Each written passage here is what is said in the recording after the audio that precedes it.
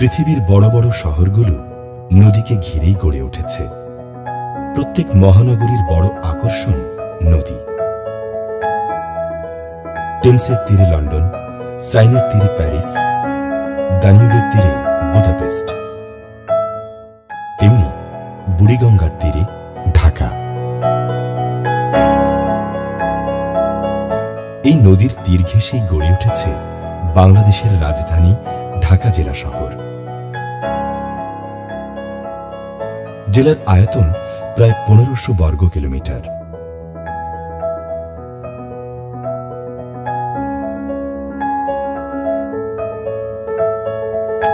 জনসংখ্যা 1.5 কোটিরও বেশি।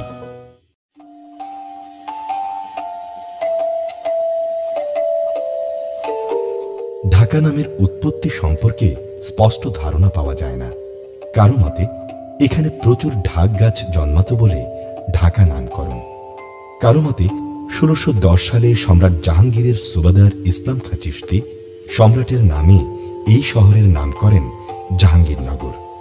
রাজধানী হিসেবে এই শহর উদ্বোধনের দিন ঢাক বাজানো হয় বলে জাহাঙ্গীরনগরের পরিবর্তে শহরটি ঢাকা নামে পরিচিত হয়।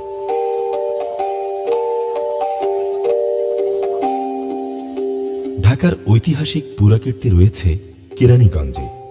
শায়েস্তা খাঁর আমলে নবাবের পাইক পেয়াদা ও কেরানীরা বুড়িগঙ্গার ওপারে থাকতেন বলে এলাকাটি কেরানীগঞ্জ নামে পরিচিত। এখানে আছে জিঞ্জিরা প্রাসাদ।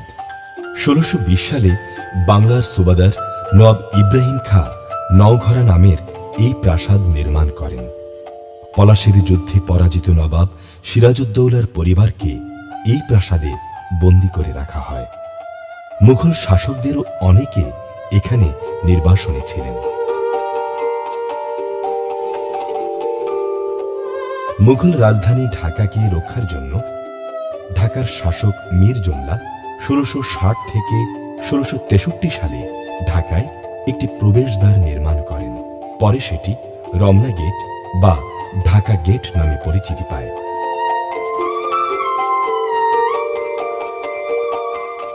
প্রায় 400 বছর আগে বাংলার সুবাদার শায়েস্তা খাঁ তার জামাতার জন্য যে ইমারত নির্মাণ করেন সেটি বড় কাটরা।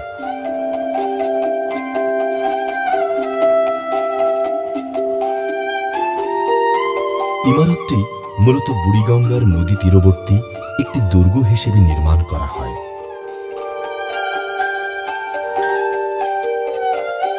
1663 সালে প্রশাসনিক কাজের জন্য নির্মাণ করা হয় ছোট কাটরা।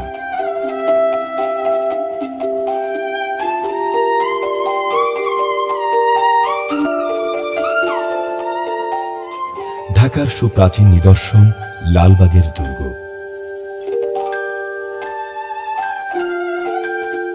মুঘল সম্রাট আওরঙ্গজেবের পুত্র আজম শাহ 1678 সালে বাংলার সুবাদার হিসেবে ঢাকায় বুড়িগঙ্গার তীরে কিলা আওরঙ্গাবাদ নামে এই দুর্গ নির্মাণ শুরু করেন।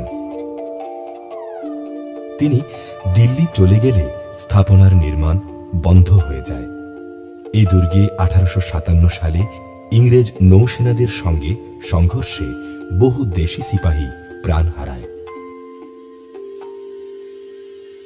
সুবাদার শায়েস্তা খাঁ এর পুনর্নির্মাণ শুরু করলেও কন্যা পরিবিবির মৃত্যুর পর নির্মাণ বন্ধ রাখেন। এখানে আছে দরবার হল ও হাম্মামখানা।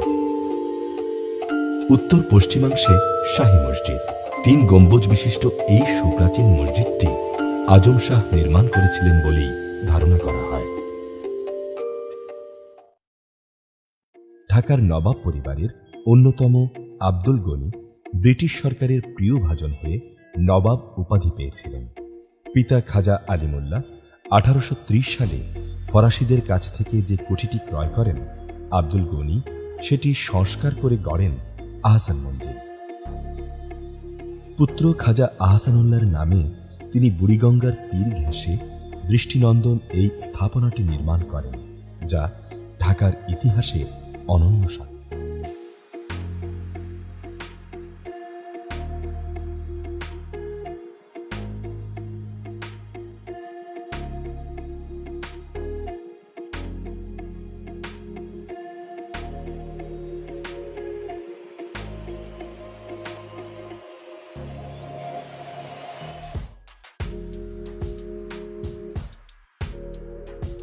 ঢাকার ইতিহাস ঐতিহ্য অন্বেষণ করতে গেলে শহরের পুরনো স্থাপনাগুলোর দিকে নজর দিতে হয়।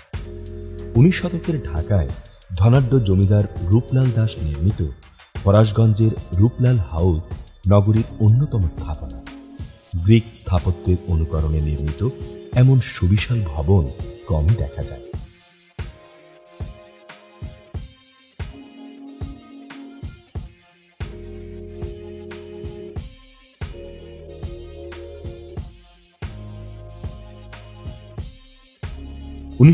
সালে বঙ্গভঙ্গের পর পূর্ববঙ্গের সরকার ঢাকার দিলকুশায় নবাবদের বাগান বাড়ি কিনে বাংলার বড়লাটের জন্য ভবন নির্মাণ করে। কালক্রমে সেটি আজকের বঙ্গভবন।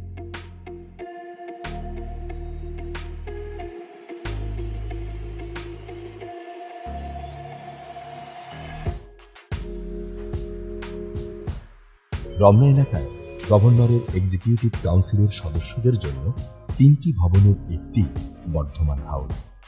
এটি বর্ধমানের মহারাজার জন্য নির্মিত হয়।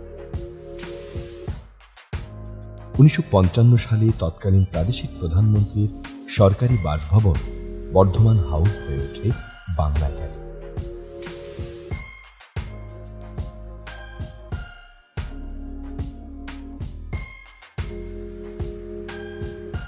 মসজিদ নগরী ঢাকা। নারিন্দায় ঢাকার প্রাচীনতম বিনোদ বিবির মসজিদ মুঘল আমলেরও আগে নির্মিত।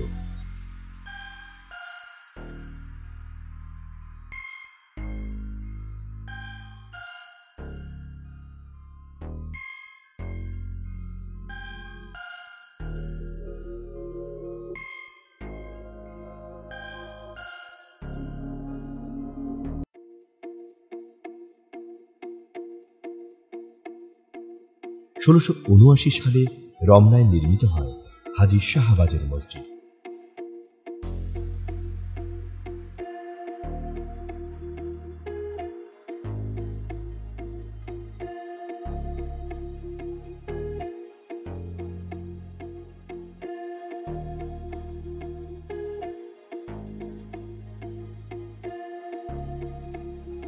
কাউরান বাজারে খাজা অম্বরের মসজিদ এ সময় নির্মিত।